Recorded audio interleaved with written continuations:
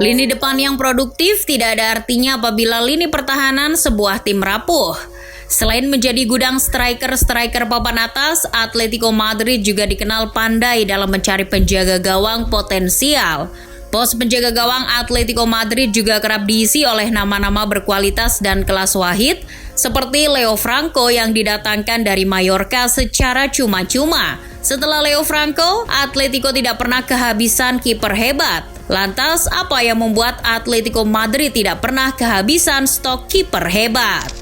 Setelah kepergian Franco ke Galatasaray, praktis Atletico mulai mencari kiper-kiper lain untuk menggantikannya. Lalu muncul nama Sergio Asenjo dan David De Gea. Masih muda, De Gea malah menampilkan performa yang lebih baik daripada Asenjo. De Gea tampil 84 kali dengan mencatatkan 23 clean sheet bersama Atleti. Sedangkan caps dari Asenjo hanya separuh dari De Gea. Pengabdian De Gea di Atletico bukan tanpa gelar. Ia berhasil menyumbangkan gelar Europa League musim 2009-2010 dan Piala Super Eropa pada tahun 2010. De Gea ini agak berbeda dengan kiper-kiper top lain yang pernah memperkuat Atletico Madrid, yang mana kebanyakan mereka diambil dari klub-klub lain. Nah, De Gea ini merupakan jebolan asli Akademi Los Rojiblancos. De Gea berada di generasi yang sama dengan Fernando Torres, Koke, dan Saul Niguez. Ya, bisa dibilang De Gea ini jadi awal di mana Atletico menunjukkan kepiawaiannya untuk menemukan bakat-bakat kiper yang tersebar di belahan dunia lain. Jika De Gea tak hengkang ke Manchester United dan memilih untuk tetap bermain di Atletico Madrid, mungkin kisah revolusi dari kiper-kiper top milik Atletico Madrid tak akan pernah ada. Dengan perginya De Gea, pihak manajemen klub langsung memutar otak untuk mengantisipasi apabila hal-hal semacam ini terjadi kembali di masa yang akan datang. Lalu, muncul gagasan visioner dari sosok Jose Luis Caminero yang kini sudah menjadi CEO klub Spanyol lainnya, Malaga. Sewaktu masih di Atletico Madrid, Luis Caminero ini berposisi sebagai direktur olahraga. Ia memiliki peran cukup penting dalam fenomena revolusi kiper-kiper hebat Atletico yang terjadi secara terus-menerus hingga sekarang. Contohnya, ketika De Gea pergi, ia dengan cepat mengalihkan pandangan kepada kiper-kiper potensial lain untuk menggantikan De Gea. Caminero memang dikenal selalu memiliki rencana jangka panjang.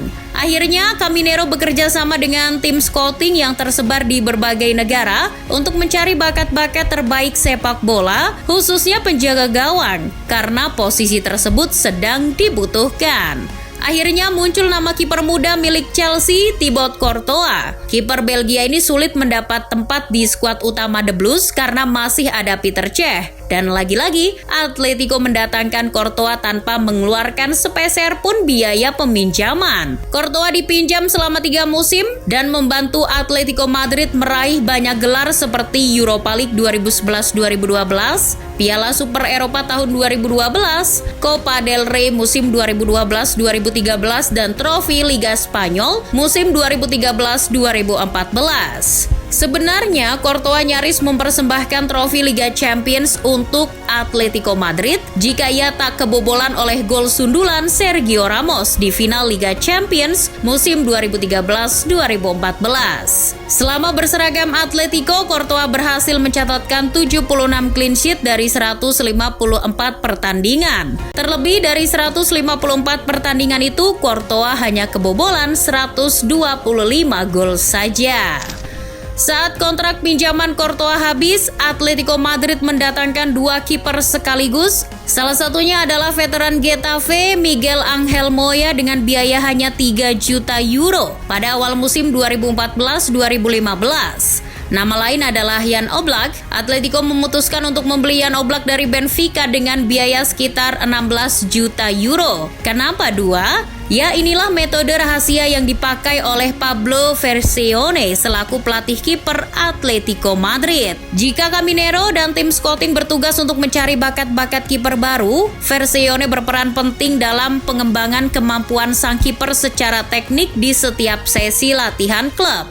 Pablo Vercione ini dibawa langsung oleh Diego Simeone ketika ia ditunjuk untuk menukangi Los Rojiblancos pada tahun 2011 silam. Vercione dan Simeone sudah bekerja sama sejak mereka masih menangani klub Argentina Estudiantes de La Plata. Tangan dingin Vercione telah menghasilkan kiper-kiper luar biasa bahkan sejak ia masih di Argentina. Kiper timnas Argentina seperti Mariano Anduar dan Pablo Carrizo adalah bukti nyata metode kepelatihan Vercione. Lantas, metode latihan jenis apa yang dipakai Pablo Vercione sehingga ia bisa menghasilkan kiper-kiper hebat untuk Atletico Madrid? Vercione menggunakan metode sederhana, yaitu dengan memiliki dua penjaga gawang dengan kualitas tak jauh berbeda.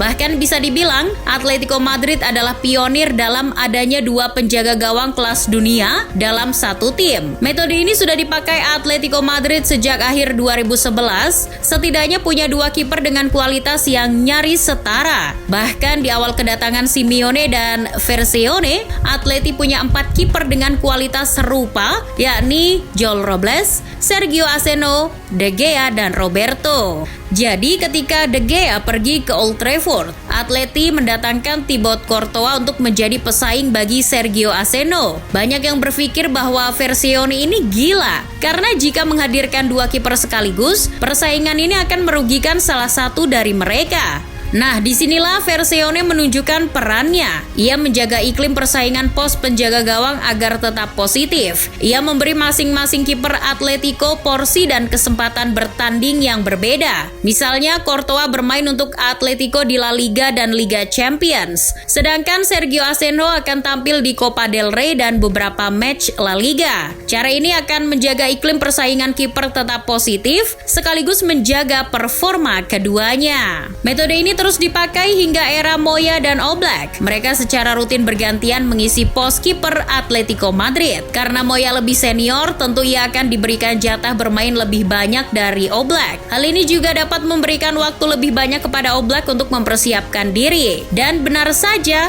musim-musim berikutnya Jan Oblak langsung menjadi kiper utama Atletico Madrid. Bahkan untuk musim ini saja, posisi Oblak di bawah Mister hampir tak tergantikan.